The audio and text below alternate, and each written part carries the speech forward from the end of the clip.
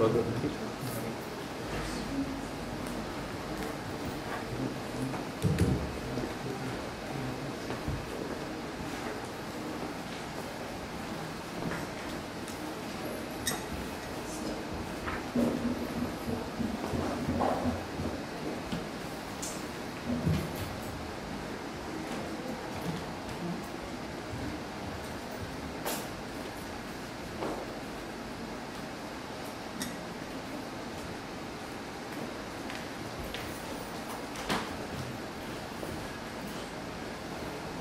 I'm sorry I won't be leading any kirtans tonight. The doctors told me to rest my voice for 2 weeks. It's only been 5 days. So I thought if I get glass, it'd be a good compromise for the kirtan. I have an infection, but it's not contagious.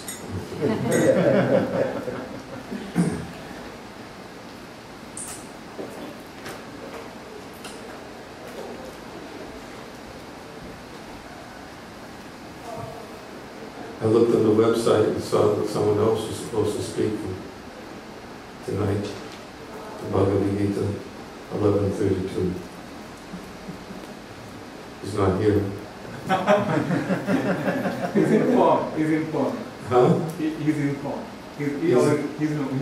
He knows. Yeah. He knows he's not here. Yeah. He knows that you have come. Okay.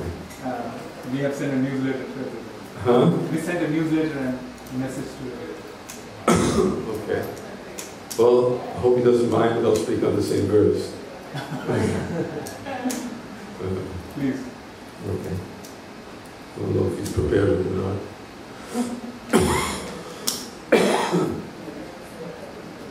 This is Bhagavad Gita, chapter 11, verse 32. Well-known verse.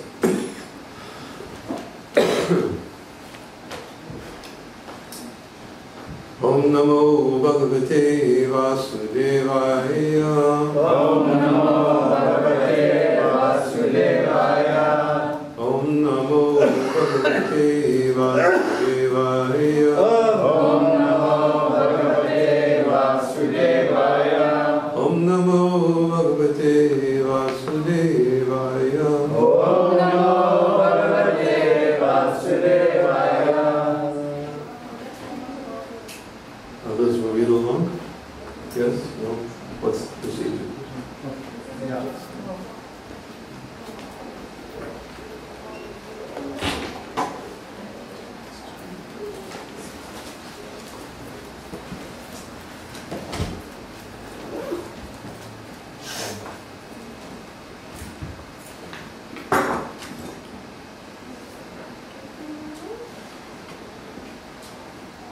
You want to chant the verse? Shri Bhagavan Vacha. Shri Bhagavan Vacha. Shri Lotus. Yeah, I know it. I know what it's like. It's not the light here. It's not really conducive for reading books. I think it worse. Kalaskilata Chayakrit Prabridho. Lokan Samakarhartumiha Prabhitaha. Jeti Tvam Na Bhavishanti Sarve. Devastita Pratramite Amiteshu Yodaha.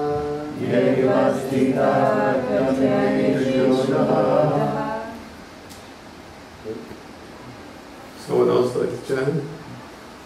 Shri Bhagavan Uvacha. Shri Bhagavan Uvacha. Kalosmi Lokakshaya Kripa Vriho. Kalosmi Lokakshaya Kripa Vriho. Lokan Samahartum Iha Pavritaha. Lokan Samahartum Iha Pavritaha. Rite Pitvam Na Bhavishanti Sarve. Rite Pitvam Na Bhavishanti Sarve. Devastita Pachan pravrittaha Devastita Pratyateshu Yodaha Shri Bhagavan Vacha Shri Bhagavan Vacha Kalosmi Lokakshaya Krita Praviddho Kalosmi Lokakshaya Krita Praviddho Lokan Samahartam Krita Pravitta Lokan Samahartam Krita Pravitta Te Apitvam Bhavishanti Sarve Videtitvam Bhavishanti Sarve Te Avastita Prati Anteshu Yodha Devastita Pratyateshu Yodaha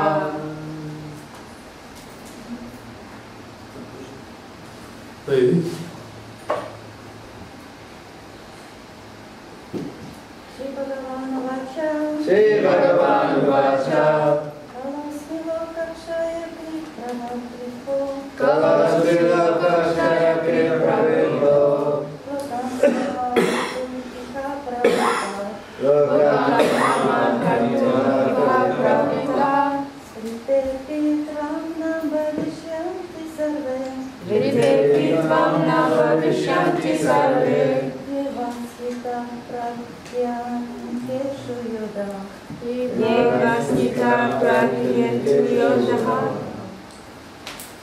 Shri Bhagavan Vacha Shri Bhagavan Vacha The personality of Godhead said, The personality of Godhead said, Kala, Kala, time, time, Asmi, Asmi, I am, I am, Loka, Loka, of the world, of the world, Shayakrit, Shayakrit, the destroyer, the destroyer, Pravidha, Pravriddha, great, great, Lokan, Lokan, all people, all people, Samahartum, Samahartum, in destroyer, in destroying, Iha, Iha, in this world, in this world, Pravritta, Pravritta, engaged, engaged, Rite, Rite, without, without, except for, except for, Happy, Happy, even, From, from, you, you, Na, now, never, never, Bhavishanti, Bhavishanti, will be, Sarve, Sarve, all, Yea, who, Avastita, Avastita, situated, situated, Prati Anikeshu, Pratyanikeshu, on the opposite side, on the opposite side, Yodha, Yodha, the soldier, the soldiers. translation. The Supreme Personality of God has said, Time, I am, the great destroyer of the worlds, and I have come here to destroy all people, with the exception of you, the Pandavas.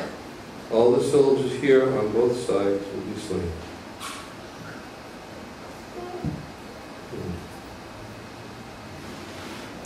Purport.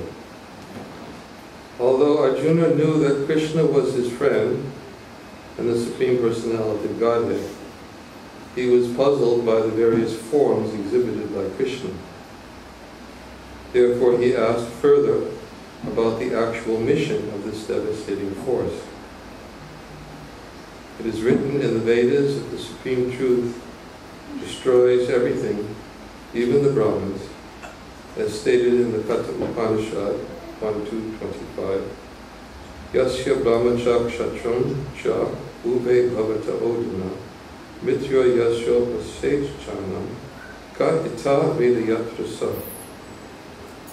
Eventually, all the Brahmins, Kshatriyas, and everyone else are devoured like a meal by the Supreme.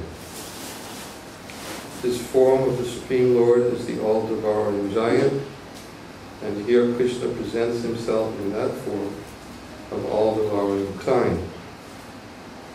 Except for a few Pandavas, everyone who was present on that battlefield will be devoured by him. Arjuna was not in favor of the fight. He thought it was better not to fight, and there would be no frustration. In reply, the Lord is saying that even if he did not fight, every one of them would be destroyed, for that was his plan. If Arjuna stopped fighting, they would die in another way. Death could not be checked, even if he did not fight. In fact, they were already dead. Time is destruction, and all manifestations are to be vanquished by the desire of the Supreme Lord. That is the law of nature.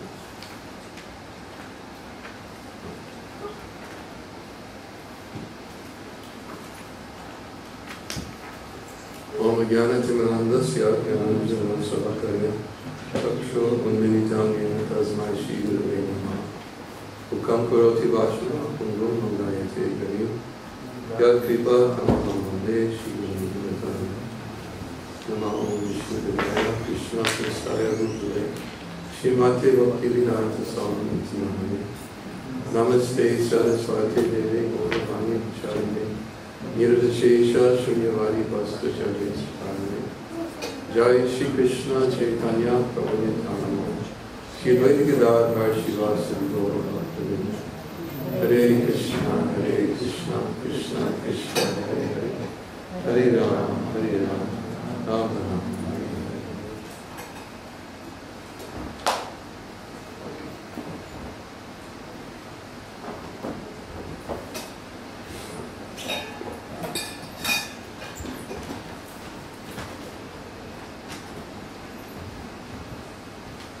This is a well-known verse, oftentimes quoted by Srila Prabhupada. Krishna is describing his manifestation as Kalarupa, in form of time. And he explains here, in answer to Arjuna's question. Arjuna's question in the previous verse was, I want to know about you, for I don't know what your mission is.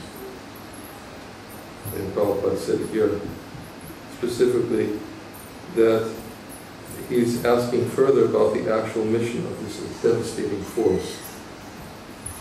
What's your mission? Why have you manifested this form, this universal form, and especially since Arjuna witnessed in the manifestation of that form how Krishna was devouring everybody. He saw everything existing in the cosmic manifestation.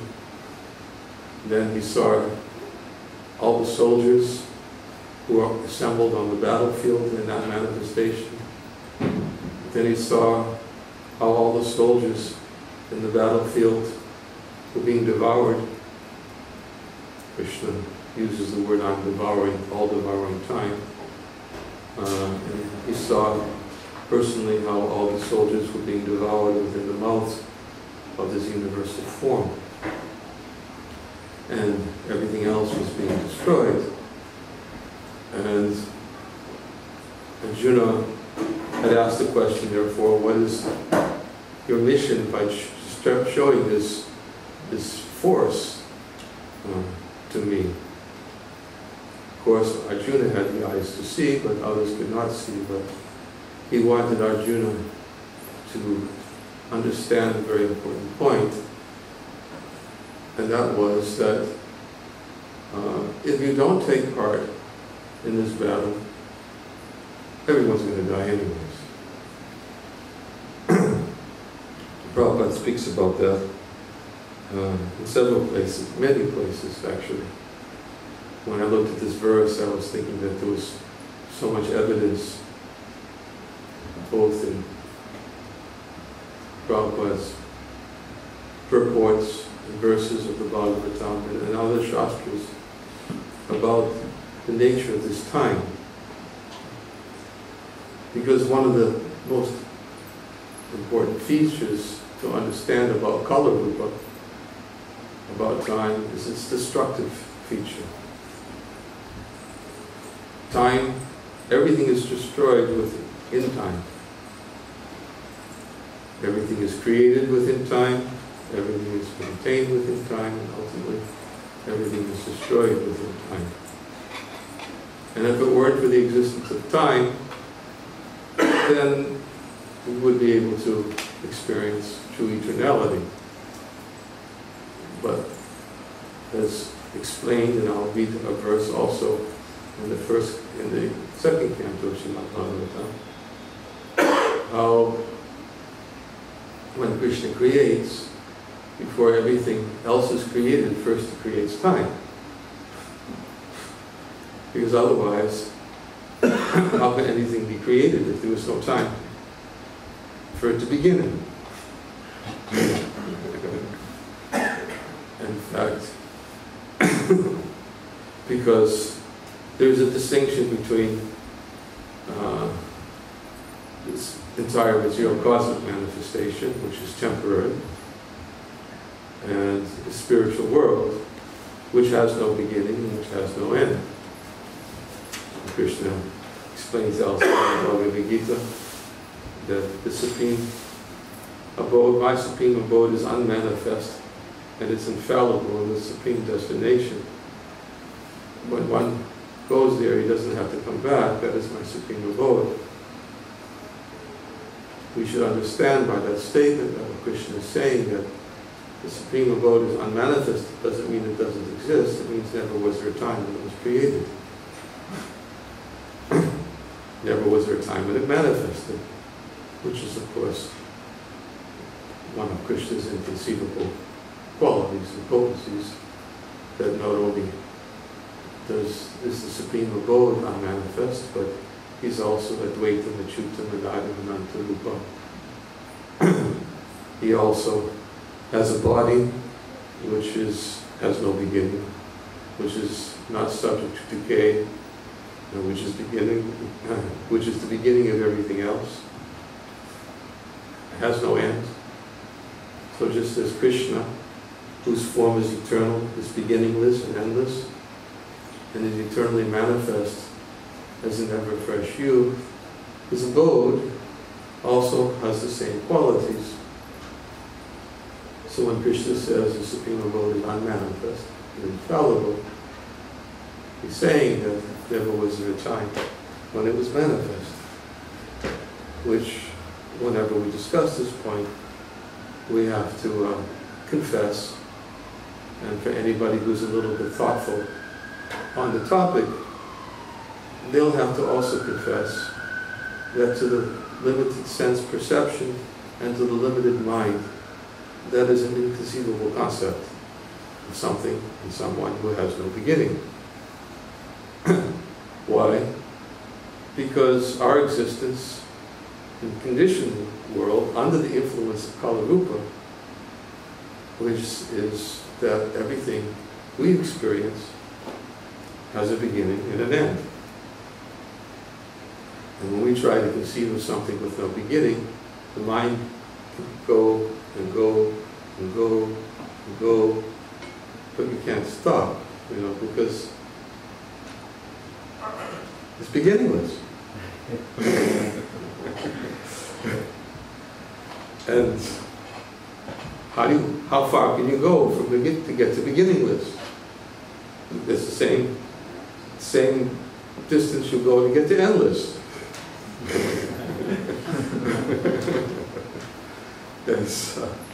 It's inconceivable. Therefore, when speaking about Krishna and speaking about his transcendental abode and speaking about his qualities, one of the characteristics that we have to accept, which is important when we accept the conclusive statements of Shastra, the conclusive statements of self-realized souls, the conclusive statement of the Lord himself, who is beyond time. He's beyond time. Krishna says, Yachaiva Satvika Rajas Tamasas, Yachaiva Satvika Bhava Rajas Tamasas Chaye. He says, these three modes of material nature which were created by me, they were created by me, but I'm above it.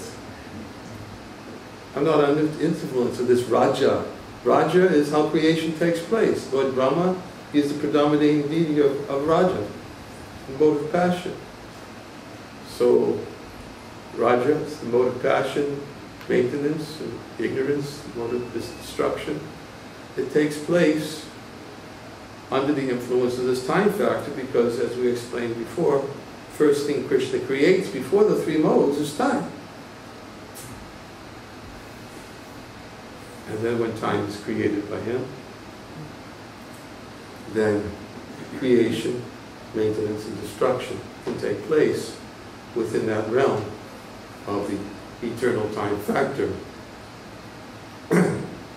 We call it the eternal time factor because time begins, is created. I'm going to read a quote also by Baladev Vijayabhushan, a very nice quote. It's a sutra where he talks about time. In fact, it might be good to read it now. But I don't want to lose the point, which is an important point, so I won't read it immediately. The important point that I want to make before going on to this nature of time is that Krishna is revealing this to Arjuna on the battlefield of Kurukshetra in order to convince Arjuna that best you do your duty as the Kshatriya and take part in this battle. And Srila Prabhupada explains in one purport, he says that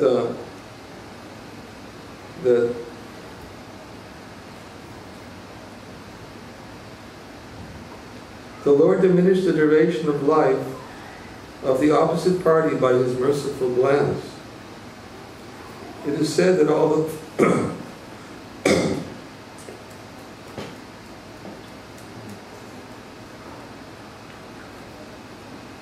said that all of the fighters who assembled on the battlefield of Kurukshetra attained salvation by personally seeing the Lord at the time of death. Therefore, his diminishing the duration of life of Arjuna's enemy does not mean that he was partial to the cause of Arjuna. Factually, he was merciful to the opposite party because they would have not attained salvation by dying at home in the ordinary course of life. Here was a chance to see the Lord at the time of death, and thus attain salvation from material life. In other words, this was Arjuna's chance to allow the Lord to bestow his mercy upon all those who assembled in the battlefield of Kurukshetra. And if we go into the whole history of the war, why the war had to take place, Arjuna's responsibility in taking part in the war was to protect religious principles, was to protect Yudhishthira Maharaj, to see that he was installed as emperor of the world, to protect the devotees. Krishna says in Bhagavad Gita, Parajanaya Saranam Vinashaya Chuduskritam Dharma Samstapranataya Sambhavam Yuge Yuge. He comes to deliver the devotees, annihilate the miscreants, and re-establish religious principles. So Krishna's purpose in coming was to protect the devotees of the Lord from the Kauravas who were trying to usurp the kingdom from the Pandavas, who were supposed to have their rightful claim of kingdom, and who by very nature, by dint of their integrity and by dint of their devotion, their devotional qualities, would lead society in a very righteous and devotional way. But the Kauravas wanted to usurp that right. And on that basis, although they were the rightful heirs, Pandavas were the rightful heir to the throne, Krishna, and there were other events also which led to the battlefield, such as the disrobing of Draupadi. As we know, the Kauravas were destined to be punished for their offenses committed to Draupadi, and they attempted to disrobe her in the presence of the Kauravas and Pandavas. We know that the Lord, to protect Draupadi, he manifested unlimited cloth so that her chastity would not be revealed. And he protected her, but because of that offense to Draupadi, there was another reason for treating her in the way that she did, that the Kauravas had to be punished. We can give a whole list, but we don't want to lose about the concept of time because we're also under the influence of time. time is going to destroy this glass in 28 minutes. And there's a lot to talk about when we're talking about time.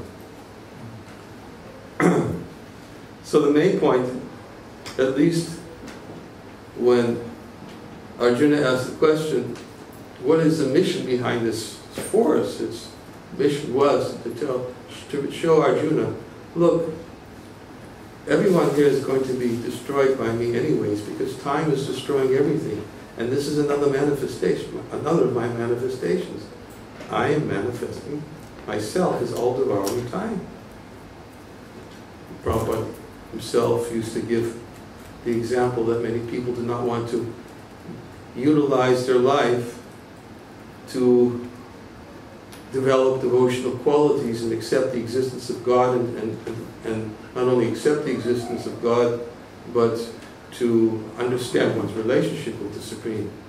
So because throughout their life they failed to offer suitable dandavats, or prostrating themselves before the Lord in a submissive way, then the Lord, in the form of Kala Rupa, or eternal time, he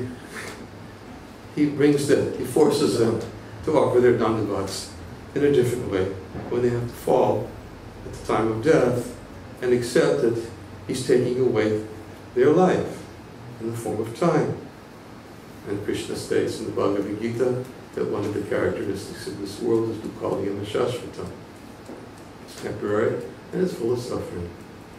So Prabhupada would give this example that they don't want to voluntarily accept the submissive relationship with the Lord in this way, so therefore they're forced to accept at the time of death. Therefore, Kalosmi, which is this time I am, and I'm devouring anyone. So in the same way he's telling Arjuna, if you take part in this battle, then not only will you be executing your duty, which is to give protection to religious principles, to protect society, to protect the claim of Pandavas, and but at the same time, you will benefit also the Kauravas, all those on the opposing side, because just see, when you saw, when you looked at my mouth, you saw me devouring, they're already killed by time. Now, at least if you take part in this battle, because all living entities who leave their body in the presence of the Lord, he achieves salvation. And this is what Bhishma Dev was describing in his prayer to the Lord, that all those killed in the battlefield of Kurukshetra, they achieved salvation. They were actually able to attain a type of liberation which is called, they achieved the same body, the same bodily features as the Lord, simply by dying in the presence of the Lord. No. Because the Lord is all good, and he's always acting, even when he punishes, it's always for the good of the individual. The Lord never does anything maliciously. There's no malicious intent in him. That whatever he does ultimately for the good of all living beings, and he can do it all simultaneously. He doesn't have to say, okay, I'll take care of them first, and then, he can accomplish so many things simultaneously, because his brain is so big, and because he's super soul, he's situated in the hearts of all living beings simultaneously, and he doesn't even have to think. Well, all we said, his brain is so big, he's everything.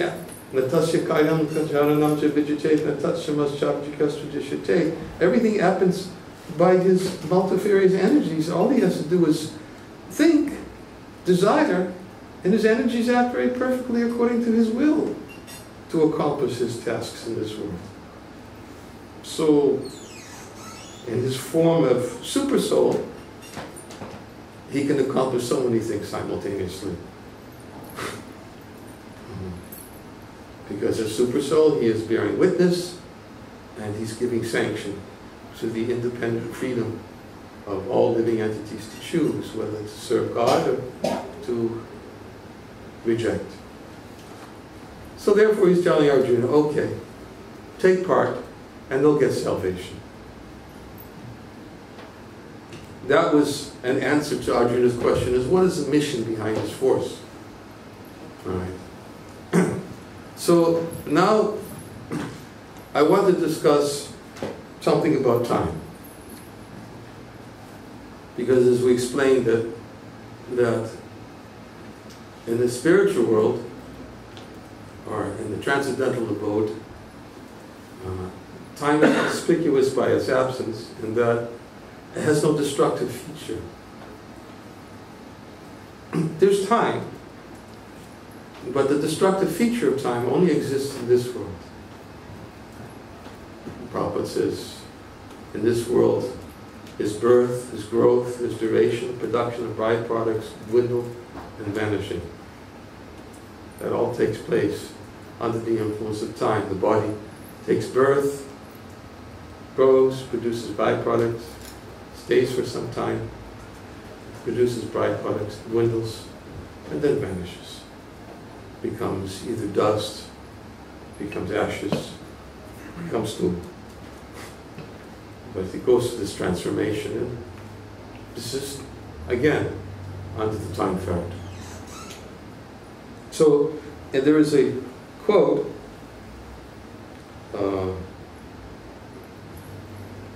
it's called Kala Tattva Nirupana, or talks about time. This is a quote from one of our acharyas, Baladev Vijayabhushan. He says, now we will discuss time. Time is a specific material element that is independent of the three modes of nature.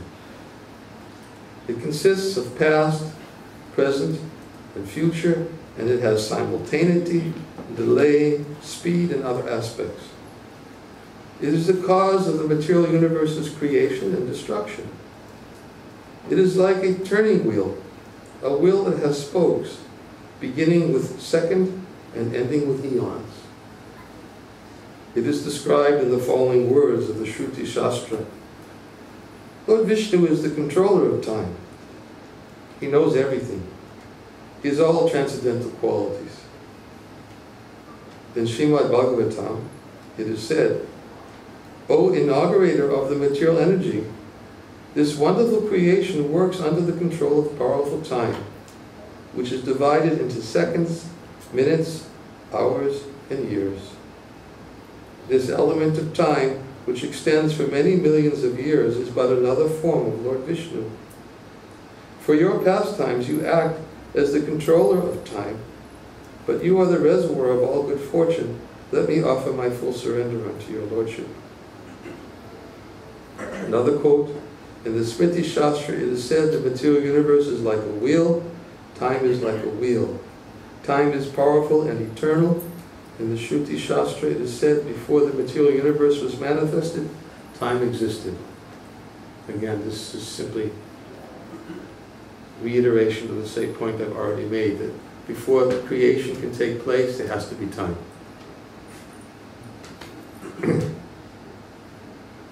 O gentle one, before the material universe was created, time existed. Time acts everywhere. In the Shruti Shastra, it is said there is no place in the material world where time is not present. Time controls the material world. Still, time itself is under the control of the Supreme Personality of Godhead. This is confirmed by the passage beginning Gya Kala Kala in the Shruti Shastra and also by Srimad Bhagavatam. Both passages quoted above. Time has no power in the spiritual world. In Srimad Bhagavatam, it is stated in that transcendental state of Labdo Pasanti, there is no supremacy of devastating time, which controls even the celestial demigods, who are empowered to rule over mundane creatures. There's a lot there. I'll just simply briefly summarize. Most of it is already simply evidence. As I said, I was going to present evidence of things already spoken, which were that time goes on continuously, and then in the whole process of creation is described in Bhagavad Gita, Bhutva Bhutva Praliyate, which describes when the Supreme Lord creates unlimited universes, then he enters into each universe and creates within each universe The first created being of that universe is Lord Brahma. And Lord Brahma being the first created being in that universe, then he's the secondary creator and creates progeny and creates all the elements and gives all the he's the supreme facilitator. He gives all facility for living entities who have to take birth according to their previous destinations determined by their previous activities. He gives all the facilities for them to be impregnated into the material universe. And therefore the universe takes its birth, it stays for a duration of time, which is a lifetime with Lord Brahma, which is, by earthly calculations, 312 trillion years. Figure it out. A long time. But for Brahma, it's one lifetime. For us, it's 312 trillion years. For Lord Brahma, it's 100 years. Right? Just like we know that when Lord Brahma stole the calves, the cowherd boys from Krishna, and the Brahma Vimoha and the Leela, he took them away for 1 second. But it was 1 year before everybody talked about the death of Aghasura, who happened to be killed just 1 moment prior to the time the cowherd boys and the cows were stolen by Lord Brahma. And the reason is because for the time of the cowherd, for the time of the heavenly planets, Brahma took them away for 1 moment. One moment in the heavenly planets was 1 year on the earthly planet. So 1 year passed. Anyways, such is the nature of time. It has its influence based upon a particular location where it is influencing. In the heavenly planets, duration of life is a lot longer by earthly calculations. People live in the heavenly planets for hundreds and thousands of years. But that's earthly calculations. But as Krishna explains, although they may stay for a long time, when they exhaust the results of their pious activities in the heavenly planets, then they come back down and take their birth again in the earthly planet and take birth in the human form of life. And there are many stories about living beings who went off to other places, heavenly planets, and then after being away for a short time, they came back and the whole earth was overgrown. And everything that was present was gone. And because although they only gone for a short time in the heavenly kingdoms, in the earthly kingdom, it was a very long time, millions of years passed. And when they came back, they were shocked to see that everything that they had just left for a short period of time was all gone. So Brahma's life is 312 trillion years. And he has a planet, Brahmaloka. And at the time of death, when Lord Brahma leaves, and he either goes to different destinations depending upon which Lord Brahma he is. Some Lord Brahmas go back to the spiritual world. So some Lord Brahmas, our Brahma, at least in this universe, he's a pure Vaishnava, and we can understand it. And when he's finished engaged in his service of creation in this universe, and Lord Brahma, he's the head of our Sampradaya, and certainly he will go back to the spiritual world. But there are unlimited universes, and each universe has its own Brahma. And some Brahmas don't go back. Some living entities go back, and they enter into the body of Brahma, and wherever Brahma goes, they go with Brahma into the next time creation takes place. Because Brahma has a lifetime, and then after his period of lifetime, he has the same period of time when it's called avyakta. And avyakta is unmanifest, where the whole entire cosmic creation is unmanifest for the same period of time, and where everything is held in suspended animation, and where the energy of the Lord is not manifest. It's called avyakta. It's not manifest, but it's still there, but it's in an unmanifest state until it's time for the next creation. And when the next creation comes, then the Lord, in his form of Mahavishnu, he breathes out unlimited universes. And from each of these universes that come out from his transcendental body of Mahavishnu, then he further expands himself as Garbhodaksha. Vishnu enters into each universe, and within each universe he sprouts from his lotus navel the plant, the lotus flower, and from the lotus flower Lord Brahma takes his birth. Lord Brahma is known as Aja. He is the unborn because he takes his birth from the lotus flower. And then he begins his lifetime again. So this period of creation, unmanifestation, and creation again goes on eternally. And if anybody asks, well, when did it all start? Sorry. Don't go there. Don't go there. If you go there, if you being under the influence of time, if you try to go with that question of when did, okay, you said it started, it was created, it was unmanifest, created, then unmanifest, but when? When? Yeah. Compelling word. When? Why do we throw that word out? Why is it so compelling? Because we cannot conceive of beginnings in the same way as we cannot conceive of endings. Of course, when we transcend this Kala Rupa, eternal time, then what happens? Then, as we just explained in this verse, those persons who are beyond the influence of this eternal time are no longer under the influence of time, and therefore, being no longer under the influence of time, they become eternal associates of the Lord. And becoming eternal associates of the Lord means that they no longer have to experience birth, death, disease, and old age. They no longer have to experience any destructive features of time. But they experience time in a different way. In a different way. There's a very detailed explanation of how the devotees experience the influence of times in the transcendental realm, which is called Labdo Pashanti.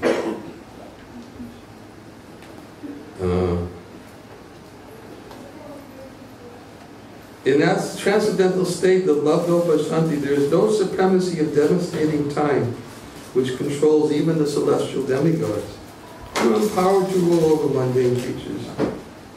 And what to speak of the demigods themselves? Nor is there the mode of material goodness, nor passion, nor ignorance, nor even the false ego, nor the material causal ocean, nor the material nature.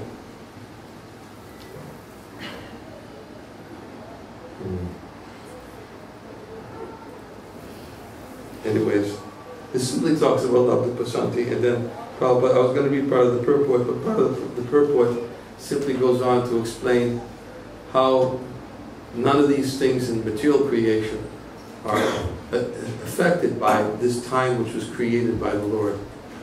So, then how is time manifest in the transcendental realm? Well, there's so many various ways. One of the evidence I was going to give is a story from the Srimad Bhagavatam. It's a story about, I don't know, any of you are familiar in the Srimad Bhagavatam. The 10th canto of the Srimad Bhagavatam. Once Narada Muni, he was in Dwarka, and he was visiting all the different palaces of the Lord. And each palace of the Lord that he went to, the Lord was doing something different. But not only was the Lord doing something different, he was doing something at a different time of the day. And all these different affairs that were going on at different times of the day were going on simultaneously. Now, go figure. In other words, and I'm going to read some of the, I said I was going to use some Shastric evidence. I was going to read some of the explanations that are given by Shukadeva Goswami from this particular pastime. This is in Dwarka. You can read a little bit also from Goloka Vrindavan also, we also know that in the spiritual world, time also has no destructive influence, but yet early in the morning, in very early morning hours, the sun rises, and the sun immediately, and the sky becomes a bright red, and certain pastimes take place when the rising of the sun, and then the Lord, he goes to his home, and he takes his bath, and as he gets up early in the morning after taking his bath, he goes out, as the sun is rising in the morning, he goes out to the cow sheds, and he milks the cows with all his cowherd boyfriends. And then after milking the cows with all his cowherd boyfriends, it's time for breakfast, and he goes to take breakfast with his cowherd boyfriends. Some of his intimate friends like Madhu Mangal come with him, and Balaram is there with him, and Nanda and Yasoda are there, and Rohini, she's making all the different arrangements for Krishna to have breakfast. But Mother Yasoda, she's very, very meticulous, because she's very concerned about the welfare of her son, while it's breakfast time. She wants to make sure that Krishna gets the best food possible, so therefore she arranges for Radharani to come, because she's been given a blessing by Durvasa Muni that anyone who eats her food will be deathless, will become immortal. So Mother Yasoda is thinking, I have to have Radharani come and cook for my son Krishna, because, and so therefore she brings Radharani to come, and all her associates are coming in the morning, and they're cooking, making all these wonderful preparations, and then they're making arrangements to serving them out, personally serving her. Rohini Mata is making arrangements for the different gopis to serve it out. And then after taking breakfast with all his cowherd friends, then Krishna, along with his friends, he goes out to the pasturing grounds as the sun is getting a little higher in the sky, and he's going to the pasturing grounds with his cowherd boyfriends. He's getting ready to play with his friends. And of course, Mother Yasoda and all the cowherd men and cowherd women are standing by, watching as Krishna is leaving, entering into the pasturing grounds, because they cannot tolerate even a moment's separation from Krishna, because they're thinking, Krishna's leaving us, it's time for him to go.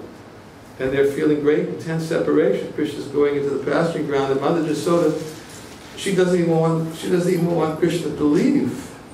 And she starts following Krishna out to the gate, and then she starts making different excuses to straighten his clothes, and then she starts telling all Krishna's friends, look, I see that Krishna's getting scratches on his body. You should be careful when you go out and play with him, because he's falling into the thorny bushes when he's out playing with the cows and calves, and all of you. So please, you get on one side, you get on another side, and protect him.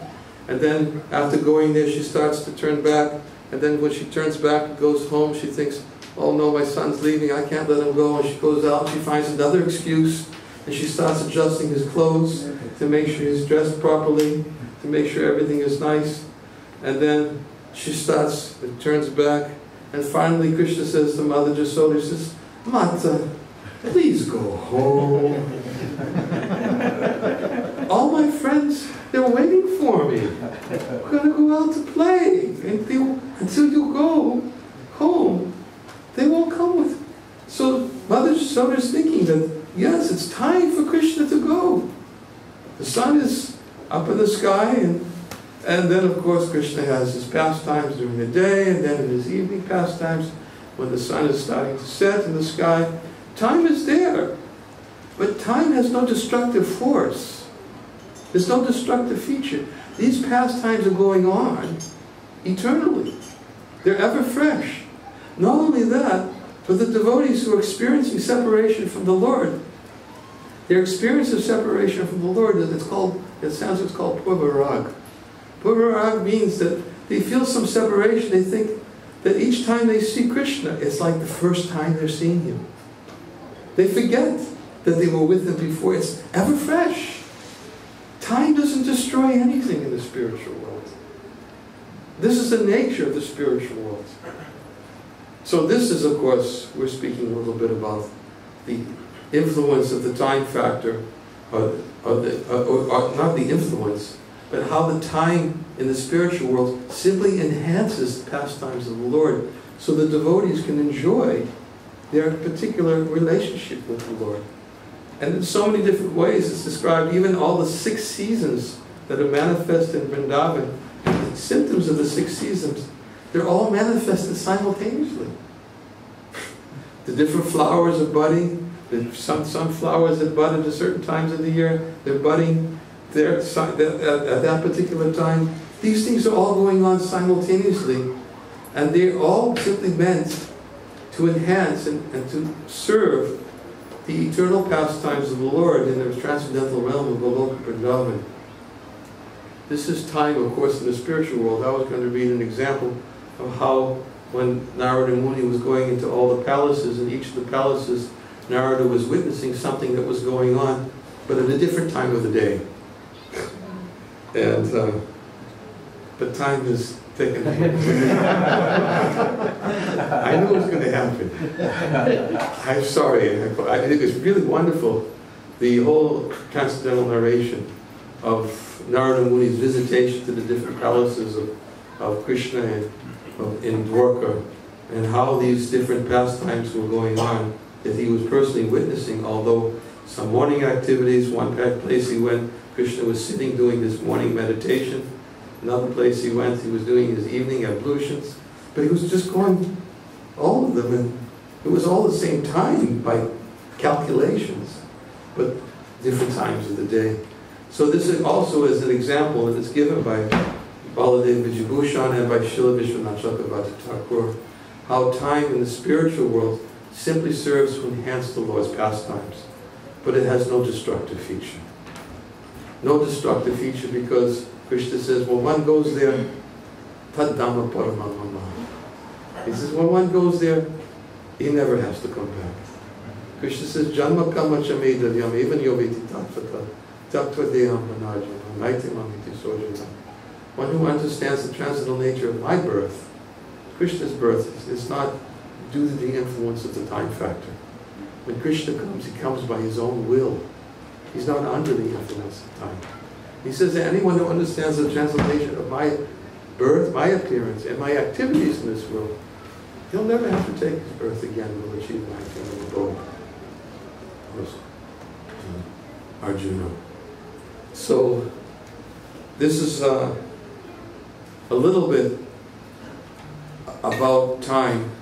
And the reason why I thought it was important to discuss how time has no destructive features in the spiritual world is because there's a very important verse Srila Prabhupada would oftentimes quote from the 2nd canto of the Srimad Bhagavatam, Aya Harati Vai Pungsam Udyan Astatuyadvisa, which says that both by rising and by setting, the sun decreases the duration of life for everyone,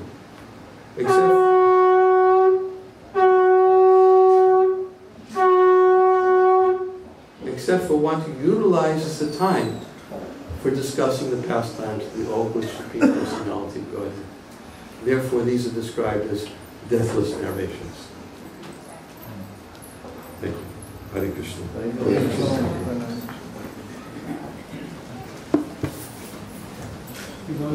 Swami ki jai.